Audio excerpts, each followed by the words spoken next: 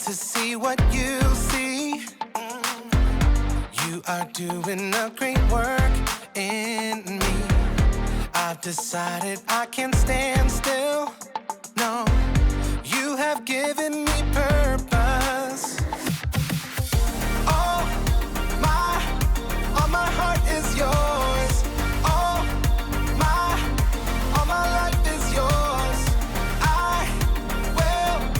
I will make a move for you, for you. All my heart is yours. All my life is yours. I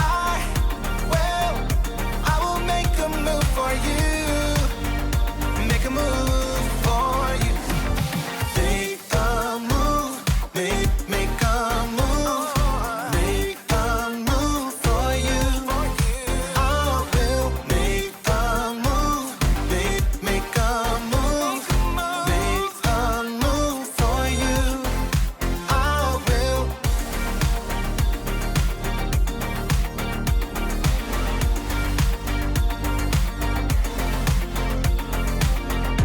I'll take up the call to serve you.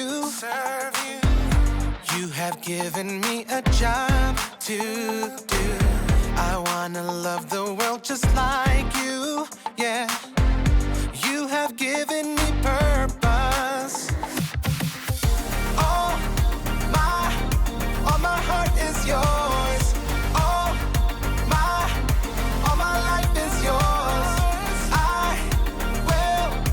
I will make a move for you, for you.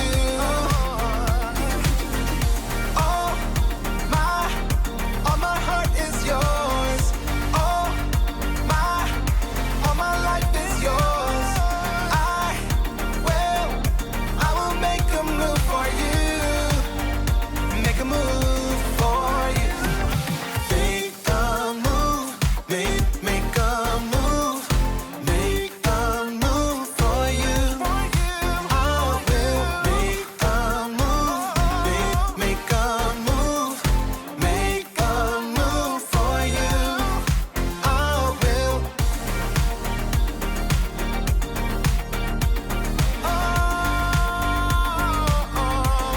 Make a move.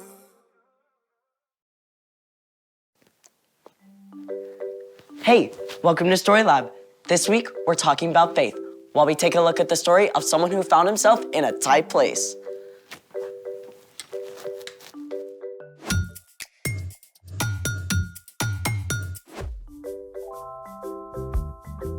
Hey, I'm Skylar. And I'm Sebastian. We're talking about faith, which is trusting in what you can't see because of what you can see.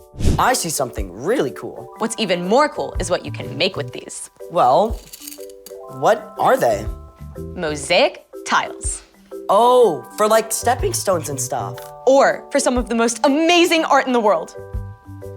Let's move. This is Parc Güell in Barcelona, Spain. That whole long wall is just full of mosaic tiles. Yep, including this little guy. Aw. And check this out. Wait, is that a staircase? Yep, the 16th Avenue tiled steps in San Francisco. It's like walkable art. You have to look down for this one too. Okay, that is epic. Exactly. It's the Great Pavement of the Westminster Abbey in London, England. King Henry VIII commissioned it to show the story of creation. This is a close-up. It's about 750 years old. I wonder how many feet have walked across that. Millions and millions, I bet. All right, now I'm itching to create. That's great, but first, we have a challenge. A sticky one. Which is? We gotta figure out which glue to use. Then, Let's do it. So what have we got here? Exhibit A, your classic school glue. Exhibit B, hot glue. You need to stick with a grown-up to use a hot glue gun. I see what you did there. And Exhibit C, super glue. Grown-up alert number 2. If we want to make a mosaic, we need to stick these glass tesserae. Slow down, vocabulary queen. Tesserae? Tesserae, a small tile, glass, or other material used in the construction of a mosaic. That's better. We need to stick these glass tesserae to this tile base. So, we're gonna test each glue to see how well it sticks the tiles together? You got it. A good glue has both strong adhesion and cohesion. You just did it again. Adhesion is the ability of a glue to stick to a surface. Cohesion is the ability of a glue to stick to itself. I guess that makes sense. If the glue doesn't stick to itself, then you just get two separate layers of glue paint. Bingo. So let's stick to it. Up first, school glue.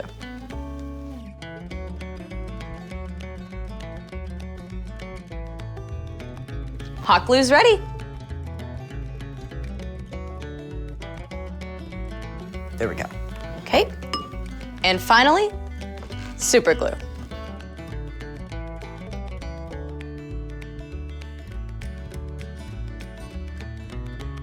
Now we could sit and watch the glue dry for 10 minutes. Or we could do this.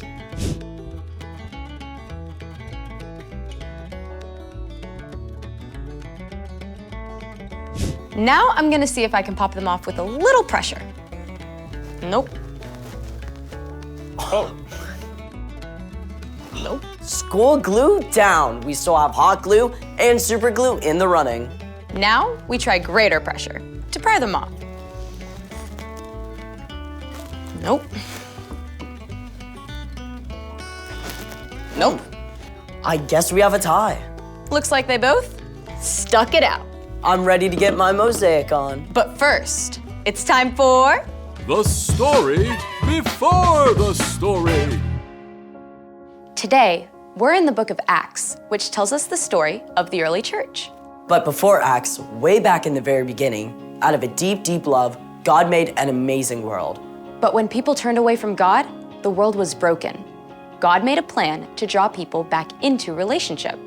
So, at the right time, God sent Jesus, God's very own son, to live among us.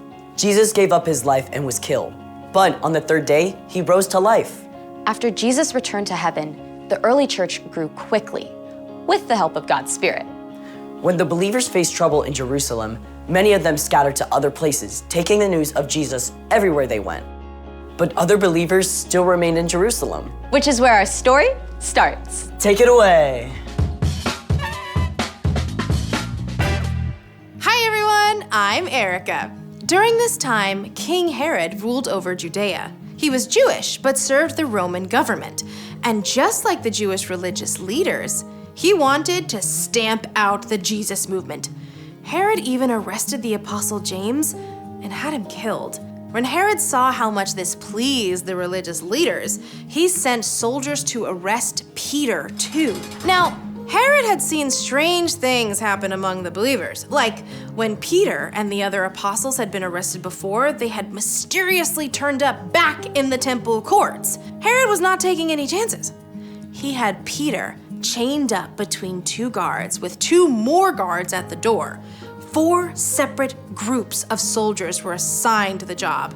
Herod made plans to bring Peter out for a big public trial right after the Passover festival. But while Peter was stuck in prison, the other believers didn't give in to despair.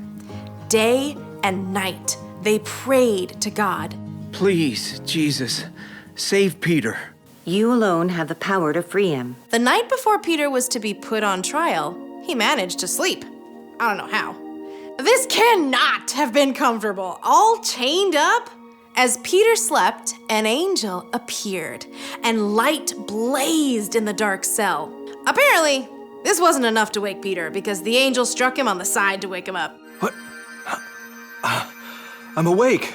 Quick, get up. And just like that, the chains fell off Peter's wrists. Put on your clothes and sandals. Put on your coat. Follow me. Peter did exactly as the angel said, but the whole time, he was convinced that he was dreaming. They passed the first set of guards, and then a second set of guards, but no one seemed to notice them at all. When Peter and the angel arrived at the heavy iron bars leading into the city, the gate opened. seemingly all by itself. Peter followed the angel right out of the prison and down the street. When they reached the end of the street, the angel disappeared. Peter shook himself and looked around, and the truth hit him all at once. This was no dream. It was real life. Now I know without a doubt that the Lord has sent his angel and rescued me from Herod's clutches. I bet Peter felt like doing a dance right there in the street. Instead of awaiting trial and death in the morning, he was free, and he could not wait to share the news. Peter headed straight for the home of his friend Mark's mother, Mary, where the believers often met to pray. He knocked as loudly as he dared. At last, a servant girl named Rhoda came to answer. Who is that? It's me, Peter. When Rhoda realized it was Peter, she was so excited to tell everyone that she ran back inside without actually opening the door first. It's Peter! Peter's at the door! You're out of your mind! It must be his angel. But in the midst of this debate, Peter kept knocking. When they finally opened the door, they were absolutely amazed to discover that it actually was Peter. There was a huge commotion, but Peter signaled for them to be quiet. Then he explained the whole story. Tell the other believers about this. After sharing his story, Peter left the believers. In the morning, the prison guards were shocked to discover that Peter was gone. They searched everywhere, and when they couldn't find him, Herod was so enraged he had the guards killed. But in spite of all this, the early church continued to grow. The end. I bet Rhoda got teased for a long time about leaving Peter at the door. You pray so hard for something, but sometimes it can still be a surprise when you actually get it. So, what's our part in the story? Well, you may never end up in prison like Peter, but there will be times when you feel completely stuck with no way through. Maybe you've studied and studied, but you just can't seem to understand math. Or you've been trying really hard to be kind to your younger sister, but every time she bugs you, you can't help from snapping at her. I remember when I started at my new school, it was really hard for me to make new friends. I felt so alone. It's tough feeling stuck, but when you're in a place like that, you can be certain of one thing. No matter how frustrated or alone you feel, God is right there with you. When you ask God for help, God promises to provide patience, perseverance, encouragement, and hope. And sooner or later, you will get through it. That's what I like to hear. For sure. See y'all next time. Bye. So here's the thing. God is with you, even when you feel stuck. I've been trying to imagine what an angel might look like. Me too. Think we're anywhere close? I think if we actually saw an angel, it would blow our minds. True story. Thanks for joining us in the Story Lab. See you next time.